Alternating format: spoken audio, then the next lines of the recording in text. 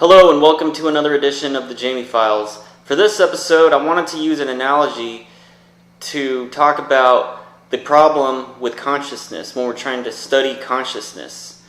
So I got this analogy from a book that I'm reading called The Origin of Consciousness and the Breakdown of the Bicameral Mind by Julian Jaynes. It's a really thick book and I'm not finished with it. I'm about a third of the way through. But I love this analogy because I'd heard it in a class before, and I'm not really sure if the professor got it from the book that I'm referring to or if this analogy already existed before the book was written. But the book was written in 1982. And the problem with consciousness, and while humans are trying to study consciousness, which in turn we're basically trying to study reality and what is reality, but consciousness is a good place to start. And it's really difficult because there's things that we know, there's things that we know we don't know, and then there's things that we don't know, and then there's things that we don't know we don't know. So in the realm of things that we don't know, we can't even come close to seeing what those things are. The other things we can see at least. It's like I said, you know the things that you know, so you can see those things. You know the things that you don't know, you could see those things, because I know I don't know how to build a house, and I could see that. But the things that I'm not aware of, I'm not aware of. So consciousness is the same thing, and the analogy in the book is like asking a flashlight in a dark room, which parts of the room have light? Well, everywhere that you turn the flashlight, there's going to be light. So the flashlight thinks that there's light everywhere, because no matter where the flashlight turns, there's going to be light. Obviously, there's places the flashlight can't see. There's going to be dark places that aren't illuminated, and who knows what's there. But as far as the flashlight is concerned, it thinks that the whole room is filled with light. So that's the problem with consciousness, is that we're using consciousness to study consciousness. But there's things beyond your consciousness. You can only be conscious of a few things at once.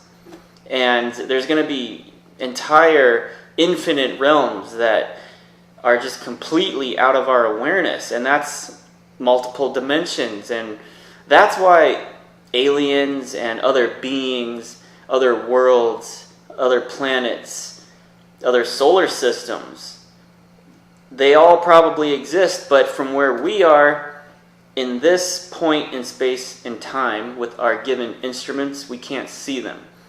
So the universe may be teeming with life. There may be several civilizations, galactic civilizations, existing in outer space, but it hasn't happened yet. Because when we look into space, we see the past, but we can't see the future. It's like when you look at all the stars in the sky, you're looking at all the stars, you're looking into the past. That's how long it takes. It takes time for light to travel from space to hit our retinas. So every time we look at the stars, we're actually seeing the past. We can't see the future. But that's why possibly the universe is teeming with life, and humans are the ones who seeded the galaxy, but it's just yet to happen. I mean, we are probably the first generation. We could possibly be the first generation. And that's why we don't see other life in the universe, even though it is there. It's just not there from where we are right now.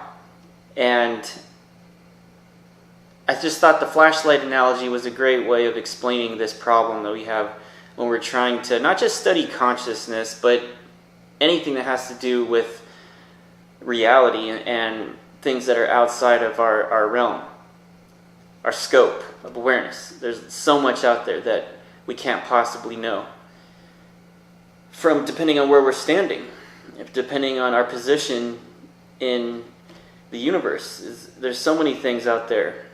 And just think about that next time you're doubting the mysteries of the universe or the possibilities. There's infinite possibilities.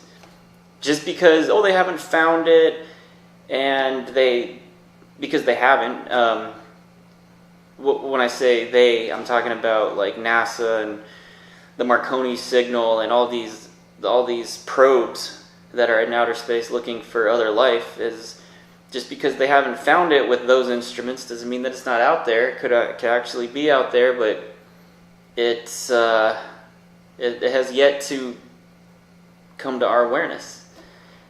But I recommend reading the book called Consciousness and the Breakdown of the Bicameral Mind by Julian Jaynes. And it's something to think about. Thank you.